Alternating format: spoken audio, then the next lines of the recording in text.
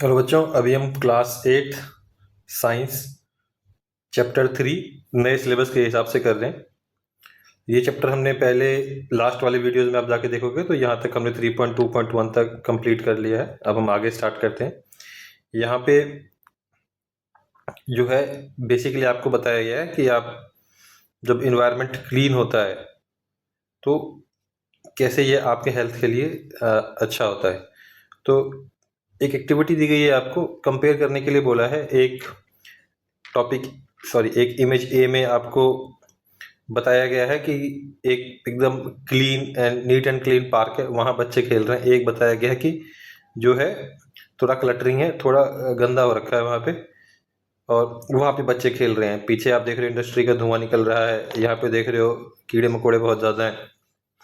तो फिर ये कह रहा है कि जब आप देखोगे अपने आप को भी आप फील करोगे तो आपको अच्छे इन्वायरमेंट में ज़्यादा बढ़िया फील होगा, ज़्यादा कॉन्फिडेंट फील होगा। तो इसके लिए क्या है, हमारे लिए क्या लेसन है? हमारे लिए लेसन है कि हमारा इन्वायरमेंट जो है और हमारी सराउंडिंग जो है वो हमें साफ रखना है। और खाली सराउंडिंग की बात नहीं है, एयर भी साफ रखना है और वाटर भी साफ रखना है। ठीक, ऐसे ही एक जो है एयर को आप देखते होगे, जब आप कभी दिल्ली मेट्रो वगैरह में ट्रेवल करोगे या आप कहीं रोड के साइड में देखोगे, एक बोर्ड लगा होगा, उस बोर्ड पे जो है इंडेक्स एयर क्वालिटी इंडेक्स का बोर्ड लगा होगा, और वहाँ पे दिखा रहा होगा कि आपका अभी एयर क्वालिटी इंडेक्स जिस एरिया में आप हो वहाँ का क्या है। उससे क्या पता चलता है? क्लीन एयर का। तो कोई भी आपसे पूछेगा कि मतलब एयर क्वालिटी इंडेक्स से आप क्या चेक करते हो, तो एयर क्वालिटी इंडेक्स से आप क्या चेक करते हो? Clean air. एक छोटा सा मैं आपको थोड़ा डिटेल दे देता हूँ कि एयर क्वालिटी इंडेक्स क्या है, क्योंकि हो सकता है सिलेबस में ना हो, बट जनरल नॉलेज के लिए आपके बहुत ज़रूरी है। तो जब भी आप देख रहे होगे एयर क्वालिटी इंडेक्स आपके एरिया में क्या लिखा गया है, 0 to 50, तो इसका मतलब बहुत अच्छा है, आप काफ़ी अच्छे एरिया में रह रहे हो। ऐसा आपको कहाँ देखने को मिलेगा? माउंटेन एरिया में जाओगे और जो सी साइड का एरिया होगा वहाँ जाओगे, तो आप देख सकते हो किस किस सिटी में आपका जो है ग्रीन एयर क्वालिटी इंडेक्स है। 51 to 100 जो है वो मॉडरेट में आता है ना। उसमें जो जिनको जैसे स्मोक वगैरह से, डस्ट वगैरह से एलर्जी है, तो वो थोड़ा बाहर ना जाएं, ऐसा बोला गया है, मतलब एडवाइजरी है। 101 to 150 जो है ऑरेंज में आता है। 151 to 200 जो रेड आता है, कंप्लीट अनहेल्दी। आप देखोगे दिल्ली में mostly 151 to 200 he air quality रहेगी। 201 to 300 वेरी अनहेल्दी, और 301 to 500 जो है हेजार्डस। अब देखोगे जो ठंड ये वाला एरिया होता है बिगिनिंग विंटर का, जब ये दिवाली वगैरह का सीजन होता है, तो दिल्ली में मोस्टली ये रहता है। तो इसके लिए बताया गया है कि आउटडोर फिजिकल एक्टिविटी नहीं करनी चाहिए। ठीक है, चैप्टर पे आ जाते हैं वापस। अब उसके बाद क्या बोला गया है कि टोटल जो हेल्थ है आपकी, वो खाली आपकी बॉडी कैसी है उसके मतलब नहीं है। इसका मतलब है आप फील कैसा कर रहे हो, आपके रिलेशनशिप्स कैसे हैं, आप फूड कैसा खाते हो, कैसे स्पेस में आप रहते हो, है ना। अब जैसे लोनली अकेले हो और अपसेट हो तो आपको बढ़िया फील नहीं होगा। आप अगर फ्रेंड्स और फैमिली के साथ टाइम बिताओगे तो आपका बढ़िया फील होगा। अगर आप दिन में ऐसे माहौल में रहते हो कि आप हंसते हो और आपको जो नॉर्मल बढ़िया फील होता है, तो इसका मतलब आप सोशली अच्छे तरीके से जी रहे हो, सोशली फिट हो आप। अब अगला क्वेश्चन आता है कि आपको पता कैसे चलेगा कि मतलब आप हेल्दी हो या नहीं हो।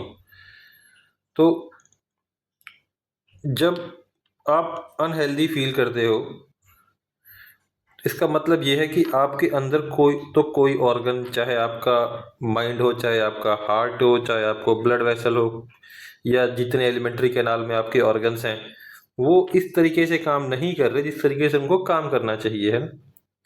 और उसकी वजह से क्या होगा, कुछ सिम्टम आएंगे आपको, है ना। और सिम्टम क्या है? सिम्टम है कि आप फील क्या करते हो। सिम्टम क्या है? आप फील क्या करते हो। आप हॉट फील कर रहे हो, बॉडी पेन आ रहा है ना। और सिम्टम है व्हाट वी फील, और साइन क्या है? Is something that can be seen और मेजर्ड। तो जब आप थर्मामीटर लगाते हो, थर्मामीटर लगाने से क्या दिखता है? आपका टेम्परेचर ज़्यादा आ गया, तो टेम्परेचर ज़्यादा आ गया मतलब वो क्या है? वो टेम्परेचर एक साइन है। बट आप अंदर से अच्छा फील नहीं कर रहे, आपका बॉडी पेन हो रहा है, वो क्या है? सिम्टम है। तो सिम्टम को मेजर नहीं किया जा सकता, और साइन क्या है? साइन है जिसको आप मेजर कर सकते हो। और साइन के हेल्प से डॉक्टर अंडरस्टैंड करेगा कि ऐसा क्या है जो हमें बीमार कर रहा है। साइन के हेल्प से क्या होगा? डॉक्टर डिसीजन लेगा कि ऐसा क्या है जो आपको बीमार कर रहा है, और उसके हिसाब से वो मेडिकेशन देगा आपको। अब अगला आता है डिजीजेस। डिजीजेस मतलब बीमारियां, और इसका कॉज क्या है ना, कारण क्या है आपका, और टाइप क्या है, किस किस टाइप के मतलब जो बीमारियां हैं जनरली हम आपके आसपास देखते हो, है ना। अब डिजीज क्या है? डिजीज एक कंडीशन है, ये नॉर्मल वर्किंग बॉडी और माइंड के नॉर्मल वर्किंग को क्या करता है? इम्पैक्ट करता है। अगर आपसे कोई डिजीज का डेफिनेशन पूछे तो आप क्या बोल सकते हो? Disease is a condition that affect the normal working of the body और माइंड। डिजीज कब होगा आपको? जब एक या एक से ज्यादा ऑर्गन जो है प्रॉपर फंक्शन करना रुक जाए, प्रॉपर फंक्शन ना करे। ये भी आप अगर कोई पूछे डिजीज का तो आप बोल सकते हो disease a condition that affect the normal working of the body और mind. It can happen when one or more organ or organ system stop functioning properly. ठीक है। अब डिजीज होंगे किससे? डिजीज बैक्टीरिया से हो सकते हैं, वायरस से हो सकते हैं, फंगाई से हो सकते हैं, वॉर्म्स से हो सकते हैं, और इवन प्रोटोजोआ से हो सकते हैं। प्रोटोजोआ क्या है आपका? सिंगल सेल ऑर्गेनिज्म, जैसे अमीबा वगैरह था। और ये जो जो भी ऑर्गेनिज्म है जिससे आपको डिजीज हो रहा है, इसको क्या बोलते हैं? पैथोजेंस। तो पैथोजेंस क्या बोलेंगे आप? The organisms which are causing disease in our body are called pathogens. It can be bacteria, virus, fungi, worm, और इवन प्रोटोजोआ। ठीक है। तो इस तरीके से आपका पैथोजन का डेफिनेशन पूछा जा सकता है, और आप उसको बता सकते हो कि हाँ ये है। तो आगे जाके हम देखेंगे कौन से बैक्टीरिया जिनकी वजह से होता है, वायरस है जिनकी वजह से होता है, फंगाई, वॉर्म, सबका हम देखेंगे डिटेल में। अब उसके बाद दो कैटेगरी में बांटा गया है। एक कम्युनिकेबल डिजीज। कम्युनिकेबल डिजीज मतलब एक आदमी को बीमारी हुई, उसकी वजह से उसे घर में सारे परिवार को हो गया, या एक आदमी को हुआ, उसने किसी कांटेक्ट में आया, उसके वजह दूसरे को भी हो गया। ये क्या है? कम्युनिकेबल। नॉन कम्युनिकेबल जो कम्युनिकेट नहीं होगा, एक से दूसरे में नहीं जाएगा, है ना, वो उस बॉडी के उसके पर्सन के बॉडी के अंदर कुछ होने की वजह से ही होगा, है ना। जैसे कैंसर है, डायबिटीज है, अस्थमा है, वो पर्सन के बॉडी स्टेट कि उसका शरीर उस टाइम पे कैसा है उसी को हो रहा है, वो उसके टच करने से दूसरे में नहीं जाएगा। ये पैथोजन से नहीं होंगे, और एक पर्सन से दूसरे पर्सन में नहीं जाएंगे। ये किसकी बात कर रहे हैं हम? नॉन कम्युनिकेबल डिजीज की। वो किससे लिंक है? लाइफस्टाइल से, डाइट से, और इन्वायरमेंट से, है ना। अब जैसे एक आदमी स्मोकिंग कर रहा है तो उसको कैंसर होगा, एक आदमी बहुत ज़्यादा गलत डाइट ले रहा है तो डायबिटीज़ होगा, एक है उसकी ब्रीदिंग हैबिट्स अच्छी नहीं है, ज़्यादा एक्सरसाइज वगैरह नहीं करता, अस्थमा हो सकता है। बट इसमें कोई पैथोजन नहीं आया बॉडी में जिसकी वजह से खराब हुआ, है ना। और कम्युनिकेबल डिजीज क्या है? ये पैथोजन से होंगे, ये कम्युनिकेबल है ना। ये एक पर्सन से दूसरे पर्सन में स्प्रेड करता है। नॉन कम्युनिकेबल क्या है? जो एक पर्सन से दूसरे पर्सन में स्प्रेड नहीं करेगा। कम्युनिकेबल क्या है? जो एक पर्सन से दूसरे पर्सन में स्प्रेड करेगा। ठीक है। अब अभी आप देखोगे तो नॉन कम्युनिकेबल डिजीज जो है ज़्यादा रिलेवेंट है इंडिया में, है ना। तो नॉन कम्युनिकेबल डिजीज जो है जैसे डायबिटीज, हार्ट डिजीज हो गया, cancer become more common in India. अगर आप इंडिया में आप देखोगे तो कम्युनिकेबल डिजीज ज़्यादा नहीं है, नॉन कम्युनिकेबल डिजीज ज़्यादा है। जब आप उल्टा होना चाहिए, क्योंकि पॉपुलेशन ज़्यादा है तो नॉन कम्युनिकेबल के बदले कम्युनिकेबल ज़्यादा होना चाहिए, बट ऐसा नहीं है। ठीक है। अब जो कम्युनिकेबल डिजीज है ये होता कैसे है और ये स्प्रेड कैसे करता है? ठीक है। तो सारे कम्युनिकेबल डिजीज किससे होते हैं? पैथोजन से, है ना। पैथोजेंस आपका एयर के थ्रू आ सकता है, फूड के थ्रू आ सकता है, और वाटर के थ्रू आ सकता है, और कांटेक्ट, आप किसी न किसी से कांटेक्ट करोगे बॉडी से, वहां से आ सकता है। ठीक। एक ज्यादा कॉमन तरीका क्या है? एयर।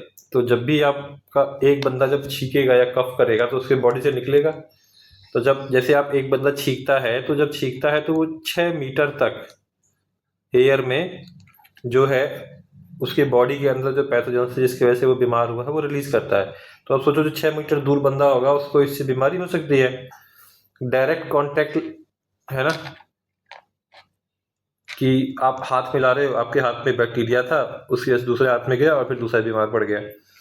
कोई पर्सनल आइटम शेयर कर रहे हो आप, जैसे आपको स्किन इन्फेक्शन है, आपने अपने टॉवल दी सामने वाले को यूज़ करने के लिए, तो सामने वाले को भी हो जाएगा।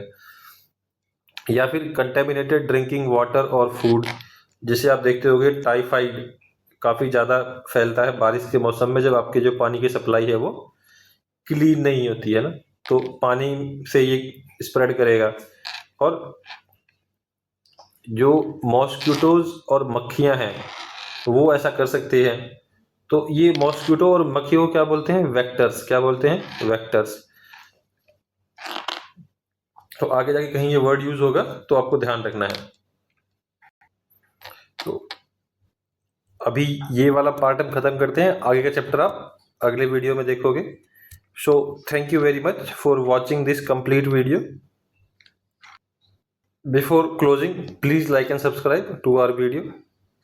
अगर आप हमें और सपोर्ट करना चाहते हो तो you can donate us on this mentioned UPI. आप इस यूपीआई पे डोनेशन देके हमारी हेल्प कर सकते हो। हमने अपना ईमेल आईडी और टेलीग्राम दोनों इसमें लिखा हुआ है। तो अगर आप हमसे कम्युनिकेट करना चाहते हो, कोई फीडबैक है, हमें वीडियो में कुछ इम्प्रूव करना है, या आपको 1-to-1 क्लासेस चाहिए, तो आप इस ईमेल आईडी पे हमें राइट कर सकते हो। और टेलीग्राम लिंक दिया हुआ है, अगर आपको कोई भी चैप्टर का नोट्स चाहिए आप इस लिंक पे जाके हमें पूछो।